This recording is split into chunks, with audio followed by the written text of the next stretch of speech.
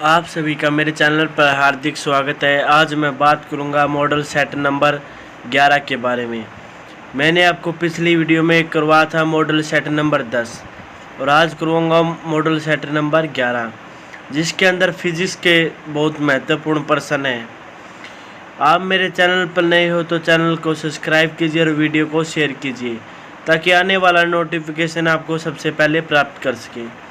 ज़्यादा समय नहीं लेते हुए शुरू करते हैं हम मॉडल सेट नंबर 11 हमारा। तो हमारा पहला प्रश्न देखिए। वीडियो को लाइक और शेयर जरूर करना ताकि दूसरों की मदद हो सके। तो शुरू करते हैं हमारा पहला प्रश्न। सबसे हल्की धातु कौन सी है? सबसे हल्की धातु कौन है? यानी इसमें पूछा गया है, ये केमिस्ट्री का प्रश्न है। सबसे हल्की धातु कौन सी है? लिथियम। लिथियम भाई सबसे हल्की धातु है। और ओस्मियम सबसे भारी धातु यानी सबसे वजनदार धातु कौन सी है? ओस्मियम। और सबसे हल्की धातु कौन सी है? लिथियम। लिथियम सबसे हल्की धातु है भाई। अगला प्रश्न देखिए, हमारा दूसरा प्रश्न है। चावल को पॉलिश करने से विटामिन कौन विटामिन नष्ट हो जाती है? यानी ये पूछा गया है, जो चावलों को पॉलिश किया जाता है तो कौन सी विटामिन नष्ट हो जाती है, यानी कौन सी विटामिन खत्म हो जाती है? यानी थायमिन, विटामिन बी खत्म हो जाती है भाई। चावलों को हम पॉलिश करते हैं ना, राइस को, तो विटामिन बी खत्म हो जाती है यानी थायमिन नष्ट हो जाती है। अगला प्रश्न देखिए। अगला प्रश्न है, प्याज तथा लहसुन में गंध किस तत्व के कारण आती है? जो प्याज हो गया, लहसुन हो गया, इसके अंदर जो गंध आती है यानी थोड़ी थोड़ी स्मेल ही आती है, तो किसके कारण आती है? वो आती है पोटासियम के कारण। आपने देखा होगा जो लहसुन प्याज खाते हैं उनके मुंह से मतलब थोड़ी गंध निकलती है, सांस लेते हैं ना तो उनके मुंह से गंध निकलती है। तो क्यों निकलती है? पोटासियम के कारण, क्योंकि प्याज और लहसुन में पोटासियम होता है जिससे गंध पैदा होती है भाई। अगला प्रश्न देखिए। किसी पदार्थ को लगाने से रक्त का बहना रुक जाता है? यानी किस पदार्थ को लगाने से रक्त बहना रुक जाता है?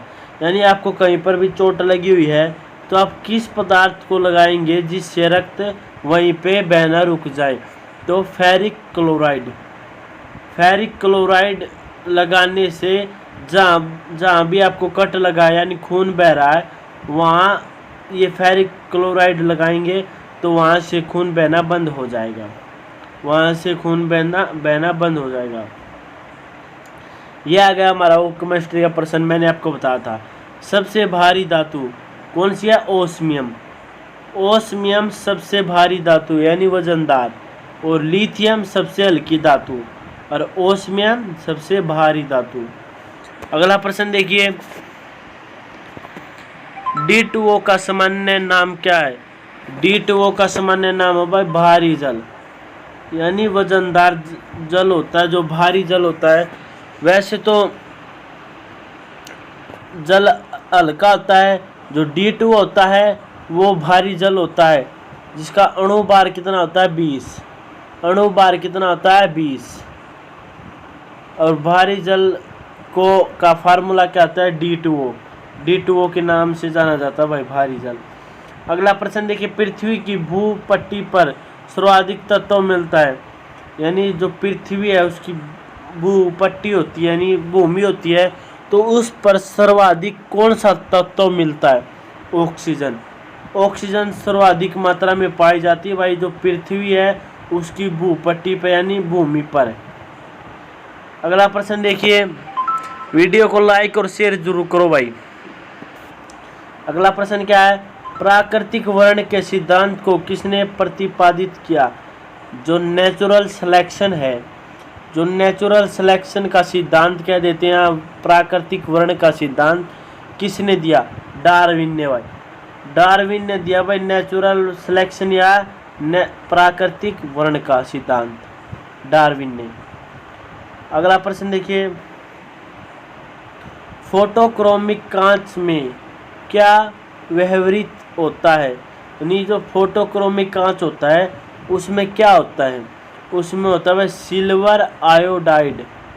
सिल्वर आयोडाइड, जो सिल्वर आयोडाइड होता है वो फोटोक्रोमिक कांच में पाया जाता है भाई।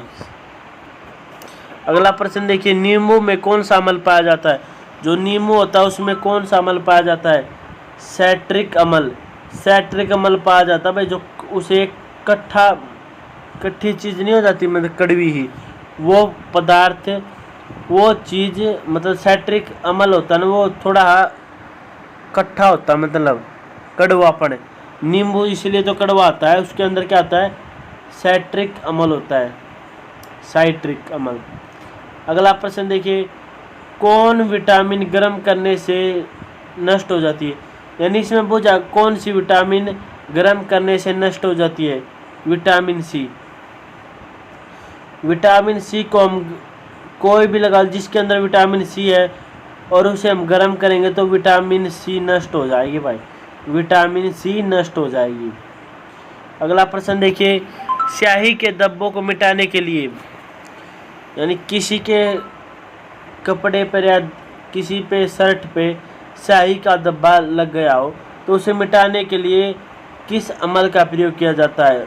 तो अम्ल बताना हो, ओक्जालिक अम्ल।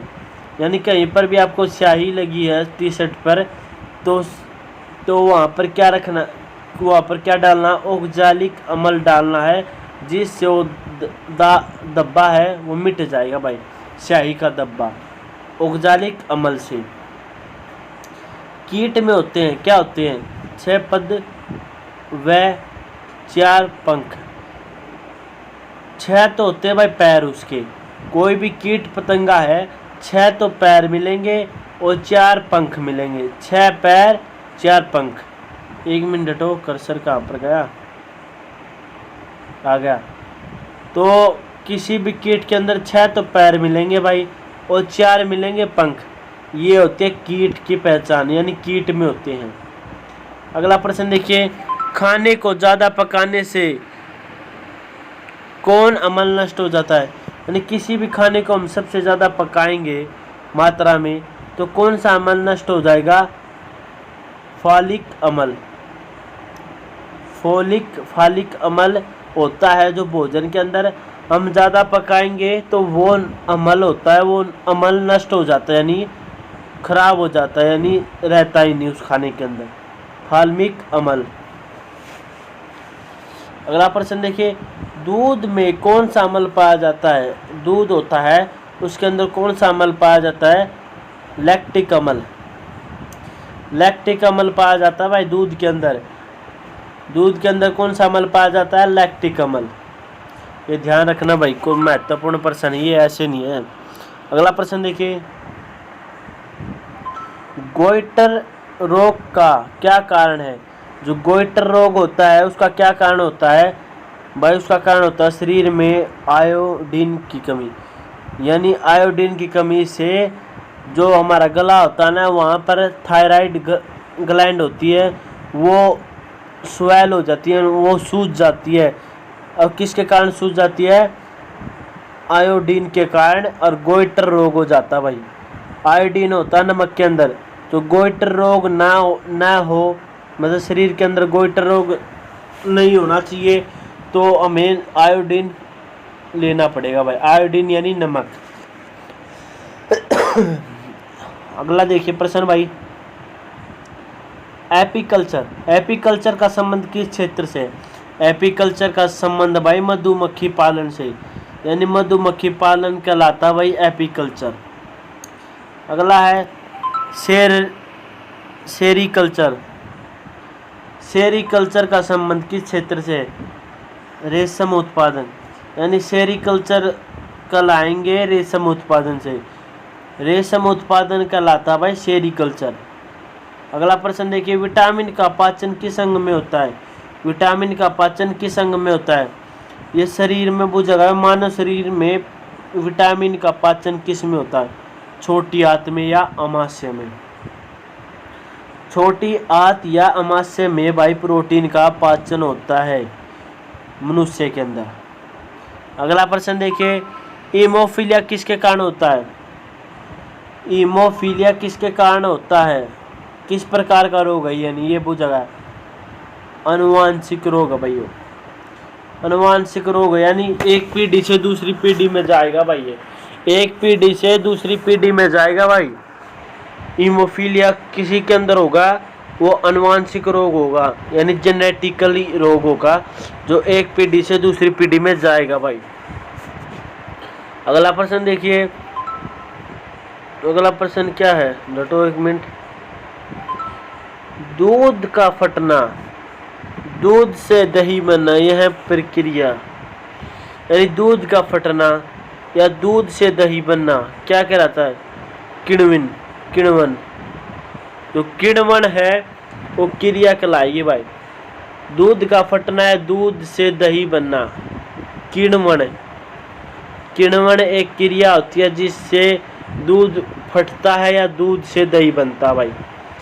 तो ये इस वीडियो के कुछ महत्वपूर्ण प्रश्न थे भाई। ये मॉडल सेट नंबर 11 है, मैंने आपको ये पूरा करवा दिया है। पिछली वीडियो में करवा था मैंने आपको मॉडल सेट नंबर 10। तो ये कुछ महत्वपूर्ण मॉडल है जो मैं आपको करवाता रहूँगा। आप मेरे चैनल पर नए हो तो चैनल को सब्सक्राइब कीजिए और वीडियो को शेयर कीजिए, ताकि आने वाला नोटिफिकेशन आपको सबसे पहले प्राप्त हो सके। और भाई वीडियो को लाइक और शेयर जरूर करना, ताकि जो भी बच्चा किसी भी सरकारी एग्जाम से लगा लो, प्राइवेट लगा लो, सब में एग्जाम्स ये टेस्ट तो होते ही है, तो उनमें ये प्रश्न रिपीट पक्का होंगे। तो इसलिए इस वीडियो को ज़्यादा से ज़्यादा शेयर करना और चैनल को सब्सक्राइब और वीडियो को लाइक। और थैंक्स फॉर वॉचिंग भाई।